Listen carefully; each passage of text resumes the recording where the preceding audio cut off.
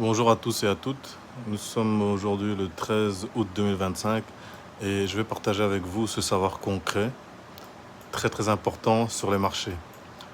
Donc par exemple ici, je venais de me mettre devant les graphiques et je cherchais une opportunité de prendre un bon trade.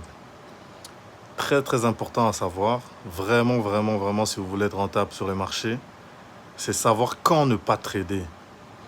Quand ne pas trader sur le marché, c'est quand la high time frame a atteint un objectif, la HTF, donc daily, weekly, monthly, a atteint un objectif, a pris un swing ou quoi, il va rentrer dans un profil de consolidation. Donc c'est un premier indice pour vous dire je vais rester en dehors des graphiques. Parce que, en fait, déjà pour gagner de l'argent, il faut ne pas en perdre énormément. C'est ça le principe premier. Vous demanderez à tous les investisseurs, ils vous le diront. Le principe premier pour gagner de l'argent, c'est de ne pas en perdre. Donc, comment ne pas en perdre? C'est en ne l'exposant pas inutilement dans des mauvaises conditions. Pardon.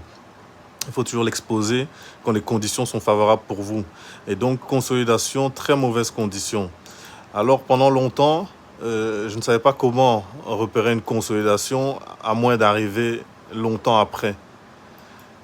Il y a une astuce pour ça aussi. Parce que si vous arrivez ici, à ce moment-ci, vous ne savez pas encore que vous êtes dans une consolidation.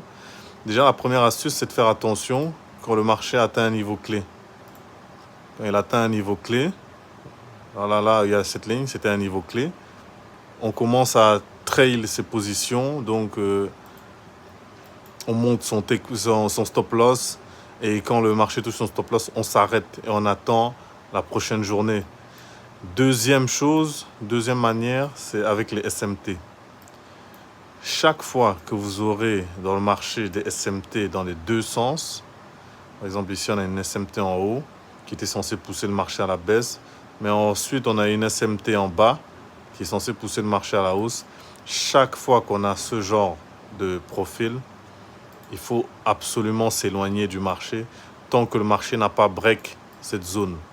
Donc je veux voir un displacement hors de cette zone, vers le bas ou vers le haut, pour être sûr que je peux commencer à penser à m'engager dans ce marché.